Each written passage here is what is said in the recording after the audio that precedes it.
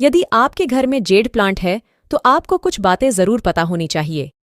1. ये पौधा वास्तु के अनुसार शुभ माना जाता है और जीवन में समृद्धि और सकारात्मकता लाता है। 2. यह बहुत ही हार्ड प्लांट है। इस पौधे की पत्तियों में पानी स्टोर होता है, जिससे यह बिना पानी दिए भी महीना तक अच्छे से चलता रहता है। 3. यह पौधा दक्षिण अफ्रीका का मूल निवासी है। 4. यह पौधा सैकड़ों सालों तक भी जीवित रह सकता है। 5. यदि आपके घर में पालतू जानवर है तो उनके लिए यह जहरीला हो सकता है। 6. चिकित्सा में भी इस पौधे का बहुत उपयोग किया जाता है।